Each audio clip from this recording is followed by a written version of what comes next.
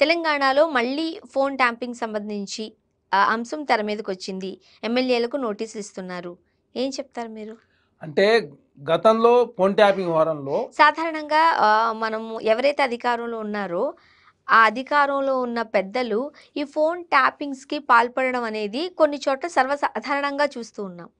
అంటే అంతర్గత భద్రతకు హాని జరిగినప్పుడు నక్సలైట్లు తీవ్రవాదులకు సంబంధించిన వ్యవహారాలు మాత్రమే ఫోన్ ట్యాపింగ్ చేస్తారు. అది కూడా కేంద్ర ప్రభుత్వ అనుమతి, ట్రాయ్ అనుమతి తీసుకొని చేయాలి.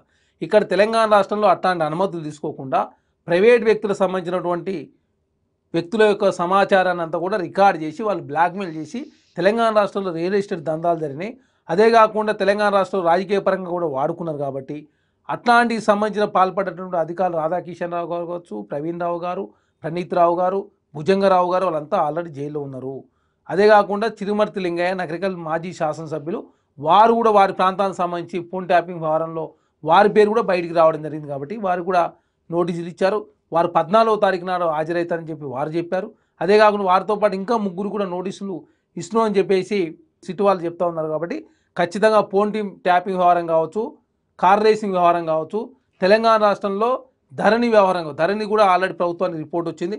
ధరణిలో లక్షల ఎకరాలు బీఆర్ఎస్ పార్టీ నాయకులు కావచ్చు, బీఆర్ఎస్ పార్టీ మంత్రులు కావచ్చు, కేటీఆర్ గారు అదేవిధంగా వారి బంధువులంతా కూడా గుంజుకూరు. కాబట్టి ఇవన్నీ చివరి దశ చేరుకోవడంతో తెలంగాణ రాష్ట్రంలో ఖచ్చితంగా నన్ను అరెస్ట్ చేస్తారు, మా పార్టీ నాయకులు అరెస్ట్ చేస్తారు. కాబట్టి కాంగ్రెస్ ప్రభుత్వం మా మీద కుట్ర చేస్తుందని చెప్పేసి ప్రజల్లో ఒక అయోమయం గురి చేసే ప్రయత్నం కేటీఆర్ గారు చేస్తూ ఉన్నారు.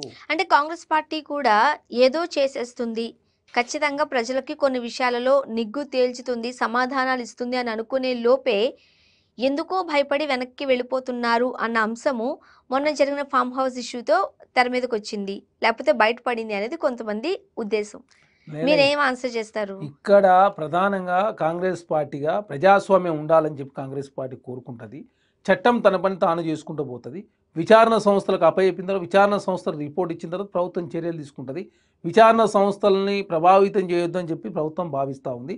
ఆ దిశగా లేట్ అవుతా ఉన్నాయి తప్ప ఇక్కడ ఫామ్ హౌస్ వ్యవహారాల్లో ఏదైతే జన్వాడ సంబంధించి రాజు పాకాల కావచ్చు, విజయ్ మద్దూరు కావచ్చు, ఆ విషయంలో ఆల్రెడీ విజయ్ మద్దూరు కోకైన్ తీసుకున్నట్టుగా నిర్ధారణ అయింది. నిర్ధారణ అయిన వ్యక్తి చాలా స్పష్టంగా రాజ్ పాకాలు నాకు ఇచ్చిందని చెప్పిండు. ఇవన్నీ కూడా ఆల్రెడీ ఆ విషయంలో ఇంట్రాగేషన్ జరుగుతూ ఉంది. రిపోర్టు ఆల్రెడీ వాళ్ళని కూడా 3 దఫాలుగా ఆల్రెడీ పిలిచి ఆల్రెడీ పోలీసు వాళ్ళు మాట్లాడారు. కాబట్టి ఖచ్చితంగా నార్కోటిక్ డిపార్ట్మెంట్ వాళ్ళు దాని మీద ఇంట్రాగేషన్ చేస్తూ ఉన్నారు. పూర్తిస్థాయి రిపోర్ట్ వచ్చిన తర్వాత చర్య తీసుకుంటాం. ఎక్కడైతే జన్వాడ ఇష్యూ తెర మీదకి వచ్చిన వెంటనే మనం అక్కడ కొన్ని పిక్స్‌లో మనం చూసాం. అక్కడ క్యాసినో ఉన్నట్లుగా చూసాము. ఫారెన్ లిక్కర్ ఉన్నట్లుగా పట్టుబడినట్లుగా మనం చూసాము. కేటీఆర్ గారు బామ్మర్ది స్వయంగా అది నిర్వహించారు అన్నట్టుగా మనం చూసాము. సో ఖచ్చితంగా కాంగ్రెస్ పార్టీ దీనిపై పెద్దగా యాక్షన్ తీసుకుని వెనక ఉన్న ఎవరైతే ఉన్నారో వాళ్ళని కూడా బయటికి తెచ్చే అంశం అయితే సీరియస్ ఉంటుంది అని అనుకున్నారు. అక్కడ కేటీఆర్ గారు వైఫ్ ఉన్నారంటూ కూడా ఒక వార్త వచ్చింది. But all of a sudden ఒక 1 అవర్‌లో అంతా తారుమారైపోయి ఏం లేదు, చట్టం తన పని తాను చేసుకుపోతుంది అంటూ మాట్లాడుతున్నారే ఎందుకు? ఒకవేళ వాళ్ళ పేర్లు తీస్తే మీ పేర్లు బయటకు వస్తాయనే భయమా? కాంగ్రెస్ పార్టీకి లో ఉన్నటువంటి ఏ వ్యక్తి కూడా డ్రగ్స్ తీసుకోవడం లేదు. కేటీఆర్ గారు ఇప్పటివరకు డ్రగ్ టెస్టే చేసుకోలే, బీఆర్ఎస్ పార్టీ నాయకులు డ్రగ్ టెస్టే చేసుకోలే. అనవసరంగా వాళ్ళు ప్రజలను తప్పుదోవ పట్టించే ప్రయత్నం, తప్పులు వాళ్ళే చేస్తూ తెలంగాణ రాష్ట్రంలో గత 10 సంవత్సరాల కాలంలో డ్రగ్ కల్చర్ పెరిగిపోయింది, గంజాయి పెరిగిపోయింది. తెలంగాణ రాష్ట్రంలో మొత్తం తాగుబోతుల తెలంగాణ మారిపోయిందని చెప్పేసి ఆనాడు ప్రతిపక్షంలో ఉన్నప్పుడు రేవంత్ రెడ్డి గారు మాట్లాడారు, మేము కూడా మాట్లాడాం.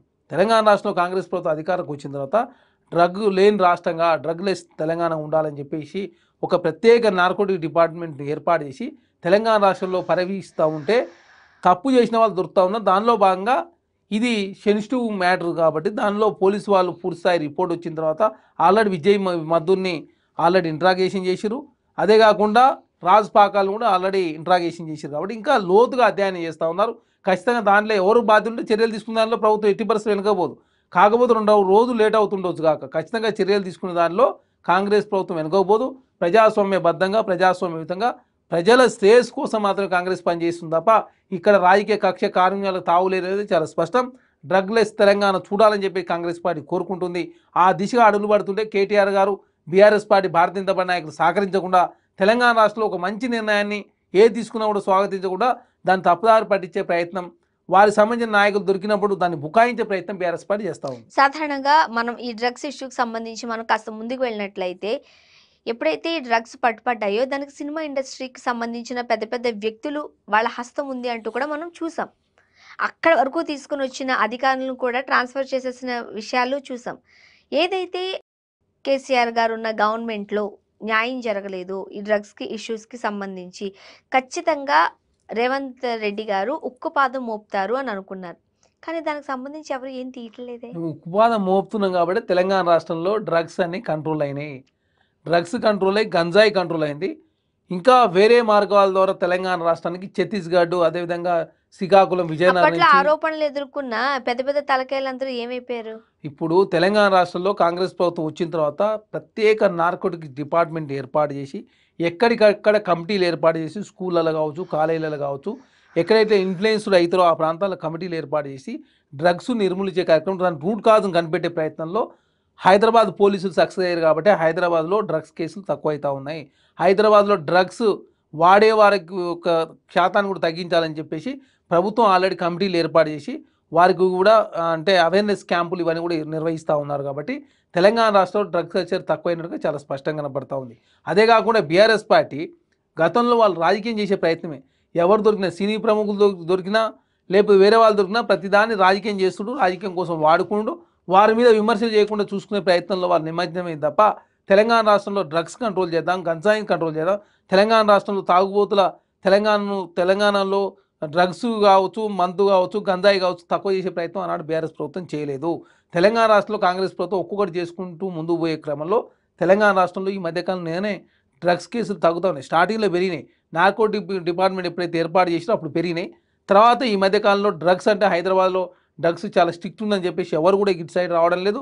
డ్రగ్స్ సప్లై కూడా తగ్గింది కాబట్టి తెలంగాణ రాష్ట్రంలో ఖచ్చితంగా డ్రగ్స్ లెస్ తెలంగాణ చూడాలని చెప్పేసి ముఖ్యమంత్రి గారు భావించారు. ఆ దిశగానే అడుగులు పడ్డాయి. ఆ దిశగానే రిజల్ట్ కూడా వస్తూ ఉంది ఫాస్ట్గా.